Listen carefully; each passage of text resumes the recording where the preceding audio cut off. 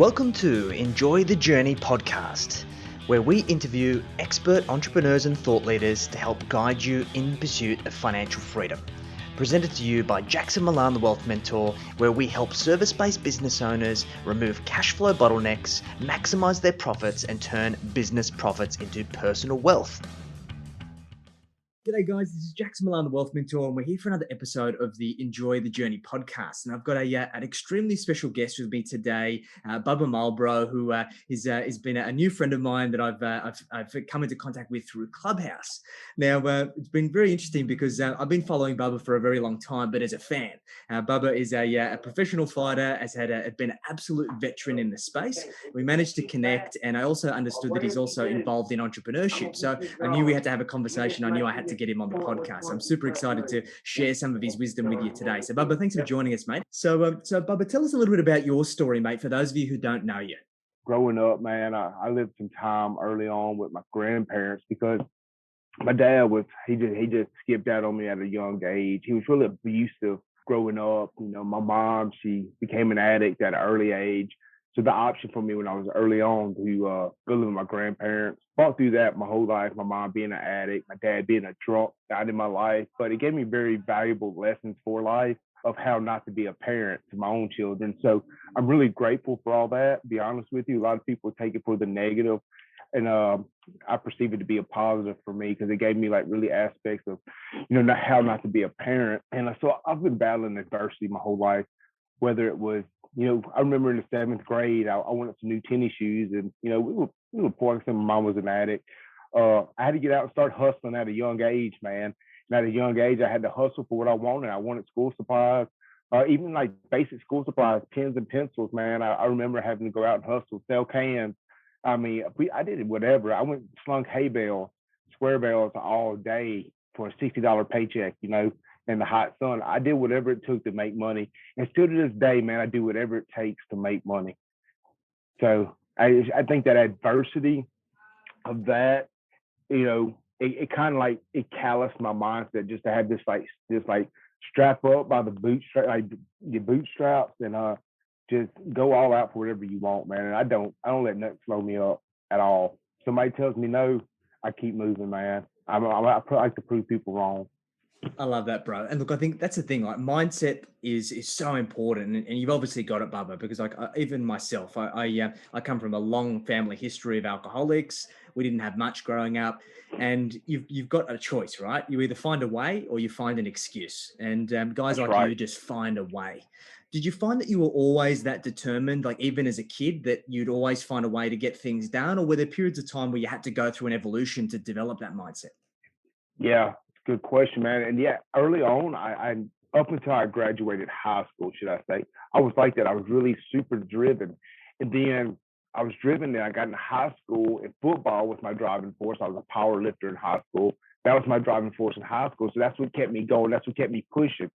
High school ended. I had nothing to push towards. So I kind of lost it. And that's when I found mixed martial arts, and I dove into that. And then that mixed martial arts, it gave me like another sense of wanting to just be better. Because at an early age, I always knew I was kind of different than my family. I've always wanted more. But they were content. They were just really content. Even still to this day, my family's super content with their lifestyle. And so they don't understand why I work and I drive the way I do to get to what the hell get what the hell I want.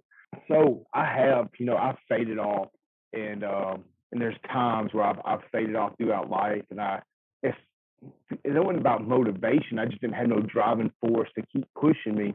So it took a minute when I found it. It's kind of like kicked into another gear, and I kept moving forward. I'm not perfect by no means, man. I've had my downtimes. I've had more downtimes than uptimes in life. I love that, bro. And look, I think I'm always really curious about how people got into martial arts, because I know for me, my old man was a martial artist, and it was one of the constants through my childhood that I'd always have martial arts to look forward to. And I'm very lucky that martial arts actually put me onto the right track. Were you always a fighter, or were you interested in martial arts and fighting as a youngster, or were you more so getting into trouble? Man, honestly, when I was young, I was a pussy, man. I got picked on. Like I said, I was overweight as a kid. I was poor. That is two things. Kids are just cruel, man. And I got picked on a lot. I got bullied a lot early on. And I remember I was in the 7th grade, and I I just had enough. And there was this one kid, his name's Michael Britt. I remember it to this day. They just kept fucking with me and fucking with me. And I don't know where it even came from. I just swung the hard. I didn't even know how to throw a punch. I threw the hardest punch I could, and I laid him out. And since then, everybody wanted to be my friend after that, right? So growing up throughout high school, I had no martial arts training. I had no training.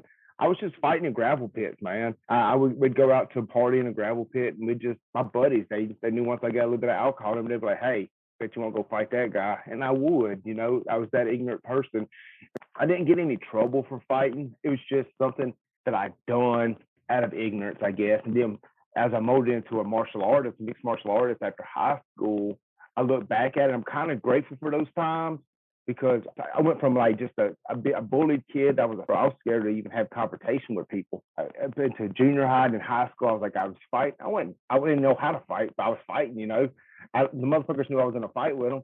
And then when I became a martial artist, man, I really just evolved. It evolved me as a person. It changed my life. And I was able to take the aggression and the anger from my life. I guess that's where it mainly came from, to fight and just random people I didn't know, and turn it into a positive for my life, man. And mixed martial arts was that for me. And I think I have a very similar experience, Bubba, that I was bullied as a kid, and then I was taught to fight by my old man, to stick up for myself, because I was always a small kid and always easy pickings for the bullies. But I think martial arts gave me that outlet. And I think there's a lot of angry people out there who haven't found martial arts, and then martial arts, when they find it, it saves their life. It definitely saved my life. But I guess there's a big difference between practicing martial arts as more so a hobby or an interest, and then taking it professionally. So when you got hooked on mixed martial arts, did you see immediately there was the opportunity to go professional? Was that always your ambition? No, it wasn't. So like I started training. I was only training for a couple months before I had my first MMA fight. And some countries or some states or some gyms, they feel like the fighter should go straight from training into a pro atmosphere. We didn't do that. I didn't do that. I went to an amateur league. I fought throughout my amateur career. Then I went into a pro career. But early on, like my very first fight, I was just doing it like a test to myself. Like, can I go out here and compete with these other trained fighters, these other savages, right? These were. I remember I've never been like a muscled up guy. I'm kind of flat. I got that dad bod, I've never just had like just chiseled muscles. And I remember I'm sitting there, and the dude across from me, he's jacked, man. He's fucking jacked. So looking like from like the untrained perspective of people, I'm about to get my ass whooped by this dude. And I don't know where it came from, man. I came out and I landed a jab, and just jab after jab, I ate that dude up. And like I could see the fight just leave his body. Like he didn't want to fight no more. And I ended up knocking him out. And after I did that, I went on a 5-fight win streak before I lost my first fight. And that's when I got introduced to Jiu Jitsu. I fought he was a high-level purple belt, great wrestling. I had like a little Jiu Jitsu defense. I didn't really train Jiu Jitsu that much at this time. And the dude kept taking me down. Position. I get out of something. Position again. And it was so frustrating. And at that point, that's when it evolved to me it registered to me that this is the way to fight. I want to make somebody feel so frustrated that I never gave up. I still got a broke rib to this day from that fight. He broke it on a knee to belly in the first round. I fought all 3 rounds with the broke rib. There's no quitting me. I mean, it literally would take somebody just to knock me out for me to quit, right? So after I had that fight, that's when I knew, okay, I'm going to start training jiu-jitsu, and I'm going to make a career out of this. Going amateur, I was really it was more of a test to myself. I never thought I would go pro with it, honestly. In 2010, I went pro. I've been training jiu-jitsu for that same reason for about 9 years now, Bubba, and kind of a Chinese martial arts background. My old man was a Wing Chun practitioner. And I think what's really interesting is like back in the olden days, right? Like everyone thought their style was the best. And I think when you were taught in a particular way, you thought that was the best. And I remember one day getting absolutely destroyed by a guy who did jiu-jitsu, and it's so frustrating and so defeating. And you just don't know what to do. You're like a fish out of water. And you just discover this whole new world of grappling, which is so amazing. And I guess that's why the sport's so awesome, right? It is. And it's always evolving, man. Jiu-jitsu is a art, man. It's a martial arts. I mean, it's like Eddie Bravo, man. He took it and made it his own, right? And I think it's a martial arts that will always evolve, man, because it's like a chess match. I'm not good at chess, so but it's like a chess match, right? So it's like for every move, there's a counter move always. And that's kind of fighting in general, but jiu-jitsu is like more in depth with it because it's not just one move, you have several moves on that counter. And I think that's what really intrigued me about when I started really learning jiu-jitsu, man. It was like so mind-boggling that there's so much, so many little things that you can do to a person on the ground. And it's crazy. It's exciting. So, Bubba, you went off this great win streak, this 5-fight win streak, and then you suffered your first loss. And I think mindset is a big part of the game. Like you can have the technical skills, but you see individuals who are defeated as fighters and they never come back to their true self. So do you want to talk us through the mindset of after you suffer a loss, after particularly a 5-fight win streak, which is very difficult to do in MMA? Where was your headspace and how did you bounce back? Yeah, so what I did, man, it's like anybody that loses, you don't want to lose, man, especially when you put in blood, sweat, and tears into training for that fight. You know, I was trained 8 to 12 weeks for these fights. And losing to jiu-jitsu practitioner, man, it was frustrating, but I kept telling myself, I've always been, you know, he was better than me today. I will beat him again in the future. And that's kind of how I bounced back from that negative onslaught of losing that fight. I went back to the drawing board and we just really started drilling jiu-jitsu after jiu-jitsu after jiu-jitsu. I went join the actual jiu-jitsu gym and really trained jiu-jitsu. I had a guy that was training me jiu-jitsu, but he's been a blue belt for fucking 8 years, you know. So I was like, man, this guy can't be the guy I need to learn jiu-jitsu from. So Alan Belcher fought in the UFC. I got on earth.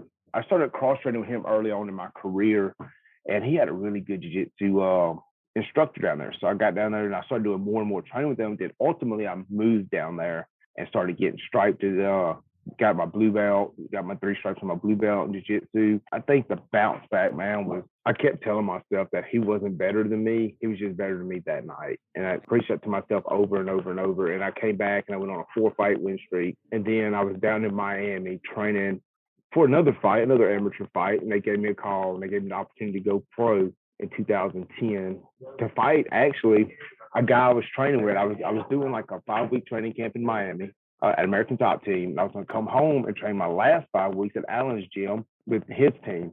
And I've done this several times.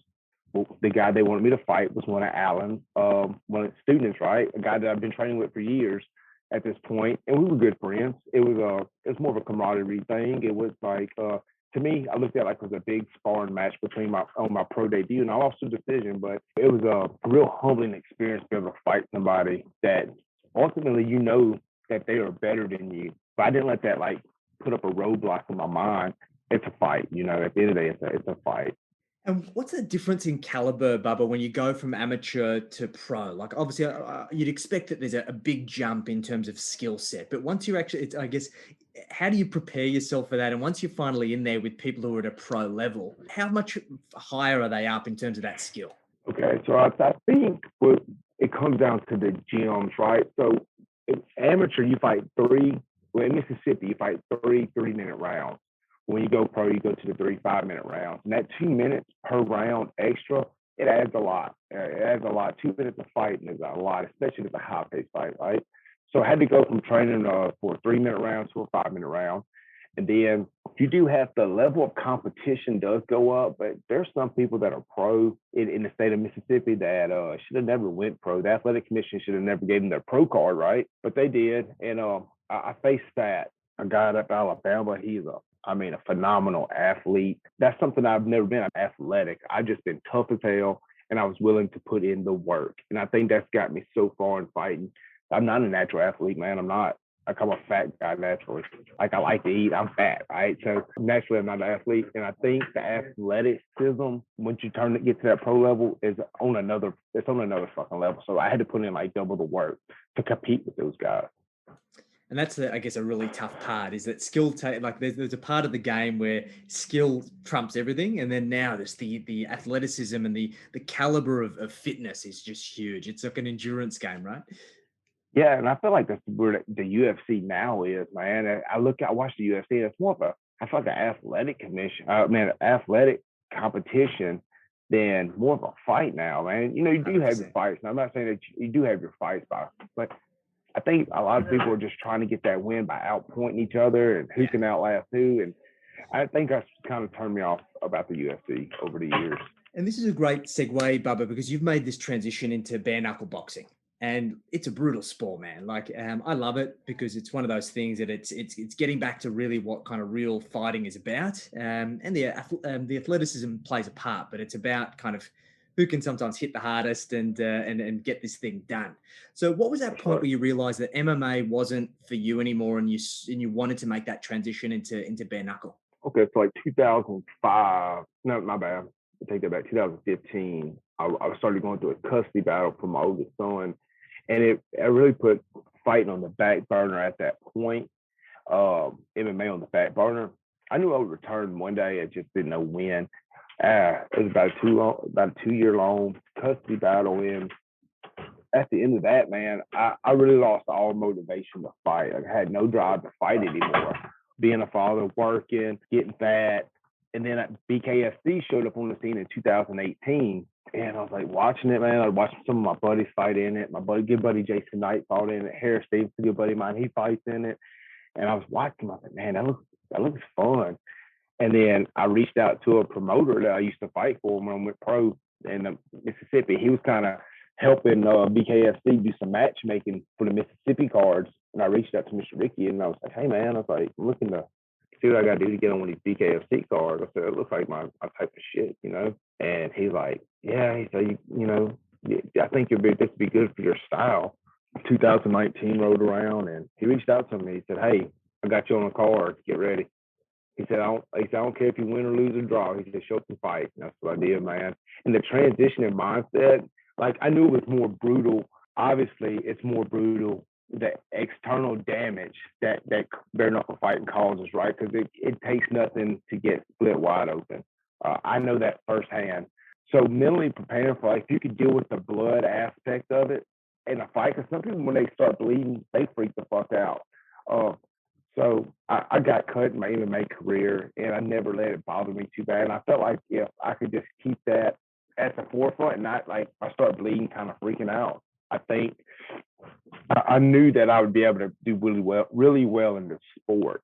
And I think that's the big determining factor from bare knuckle than MMA is you get way more external damage on the face than you do in MMA. And this is a tough business, Bubba. Like, I think the fight business is probably one of the toughest businesses to be in. And I guess as a career, with all of the experience that you've got, how do you view martial arts and boxing and bare knuckle and MMA as a career path? Do you think it's a good choice to I make? think you should set it up. When I came back on the scene in 2019, I told myself, it's really cool. It's really cool to get that notoriety all above the bare knuckle fighter, right? But it's a short game. I think fighters, when they get into the game, they got to understand this. You cannot do this for long periods of time. I mean, there's studies and reports and that show that the internal damage of your brain is not really worth it to long term fighting, right? So when I got back in, I told myself I'm gonna get in, blow my name up, I'm gonna get the fuck out. I'm gonna capitalize on that, and that's my game plan. Like I don't want to fight for another 5 years. I don't. Maybe another two, maybe three. Blow my name up, win the title. I want the 205 title, and then get the fuck out. My name's big now. Okay, now I could really work that because your name is everything, right? Especially in the sport. And even at that, man, you get out, you see some of the greatest fighters of the world. The UFC hired them as employees to commentate fights and stuff. Same with BKFC, man. Mr. Dave he's giving people opportunity to come in and work for the organization, and I think that's going to be that's what I'm aiming for. And I think fighters that get into that space, they need to understand it's just a short game. Get in, blow your name out, get the fuck out, and just capitalize off your name. I think it's all about branding, right? Because it happens, doesn't matter That's what right. industry you're in. And this is something that I've spent a lot of time on, of building up my own personal brand, because it attracts opportunity. And I guess the great thing about you, Bubba, which many other fighters haven't been as smart as you to do, is that you've been working on side hustles and creating all of these other opportunities. So at what point of your journey did you see that opportunity, or you kind of saw that you needed to start hedging your bets and diversifying and creating other side hustles? Early on, I was like distributor for Advocare. I guess that's like my first entrepreneurial sales thing that I tried. And I did really well with it, man. But I'm really turned off by the MLM model. It's just not like something for me, because it's like you got to get in. If your team has no motivation or drive, then you're not going to do well, right? So I felt like that the MLM model was just not for me. I got out of that. That was in 2015. Let's fast forward to 2017. I just got custody of my oldest son in January. We found out second little boy in November of that year. And that was what did it for me on the entrepreneur thing. I needed to do something so I didn't have to come out here and work on the road all the time. Because at that time, I was working 9, 10 months of the year on the road. I was training whatever city I was in. I'd find a gym, train there. I was seeing my child. I didn't have custody at the time, so I was only seeing him on the weekends. I was home, and it was really taxating on me. So when I knew I had a second child on the way, I'm like, okay. And I just got custody of my oldest one. I'm like, all right, right now is the time. I need to start building something for us. So I dove into real estate investing, and my first course I bought was from a investor, and I didn't know shit about being an entrepreneur, man. I didn't. I learn every day still, man. I feel like I've always been a hustler, man. I don't use that term lightly. I tell people this. Like I try to figure out a way to make money every day, $1,000 a day. If I can make $1,000 a day, if I'm not making more, I've got to make a minimum of $1,000 a day. That is my goal every day. So early, the wholesaling real estate, I was like, man, I could do this. I could do this. All you're doing is catching a fee in the middle. You're a middleman. This is something I've done my whole life. Negotiate price down, sell contract, catch a piece in the middle. I've done this my whole life. This would be easy. And we did, man. I took off and I did 11 deals my first year, generated a lot of revenue, but the deals were spaced out so far apart, man. It's just the income just wasn't there. So I had to come back to the refineries and do more inspections, and did that. And I was still doing my closing deals. I was still side hustling, and then 2020 came around. I got laid off permanently because of the whole COVID shit. When I started my disinfecting and cleaning business in May. My fiance tested positive. This is what even got me started, right? Starting that business. She tested positive for COVID, being 34 weeks pregnant. I wanted some commercial cleaner to clean my house, so I had to buy so much of it because it's a commercial product. I'm a new account. I got to buy a minimum order. I buy it, and I'm like, man, what am I going to do with all these chemicals? I'm out of work. I'm just going to start a business. And I just went back to the drawing board, started hustling. We generated about 40 grand in the first 6 weeks, just straight hustling, man, and putting our product out there. And we did well. Like I said, now the COVID thing's kind of shifting away. Cleaning business is shifting away. We need to add services. Now I'm seeing early on, I would have never seen this coming. I was just like, all right, it would just be another failed business. But I seen the shift coming. So I'm like, we got to add services, kind of pull back on this and put more focus in other services. So we added commercial demolition, residential demolition to the company. And we want to add abatement of lead and asbestos.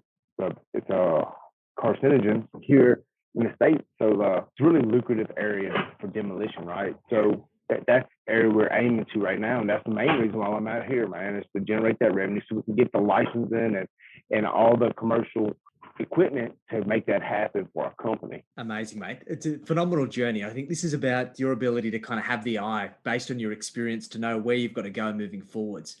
That foresight that I think many fighters don't have, because I think many fighters are so focused. They've got tunnel vision of, I'm going to be a championship fighter. I've got a career in this. And then before you know it, you've got an injury or you go off a losing streak and your contract gets cut. So with your experience, Bubba, what would be your advice to maybe other fighters who are maybe wanting to make a career of it or wanting to give it a really good crack? What would be your advice to them? Yeah, find something you're passionate about. Find something that you have expertise in. Because even now, like I got the demolition thing going on just because it's doing really well for me, but it's not my passion, right? So right now, I'm kind of in the transition of I want to build. Like fighting is like my longest running career technically, right? Because I've been doing it since 2007. So I have a lot of knowledge in the space. So ultimately, I want to create the gym and just give back my knowledge to students of becoming a fighter or even just self-defense. I think that's the main thing, is giving back to children so they can learn self-defense. Because man, there's so much bullying goes on in this world. Man, even my oldest son, man, he's subject to it. He's a banger though. He don't fuck around with kids. So he don't take no shit from no one. So I just want other kids. I got a nephew that gets bullied. You know, he has some medical issues and he gets bullied for it. And my sister just called me. It was actually just last night. She called me, asked me what she should do. I said, tell her to beat the fuck out of him. I mean, honestly, that's when bullying stops. You know, fighting's not always the answer, but I feel like, this is just me personally, a man should have a sense of violence about him. He should have a sense of when he should be able to switch it on at any given moment to protect himself at all costs. And a lot of people parents don't teach their kids that these days. And in this world, we have to have that. We have to have that. Hold yourself as well, Bubba, because I think you can pick somebody who's a fighter.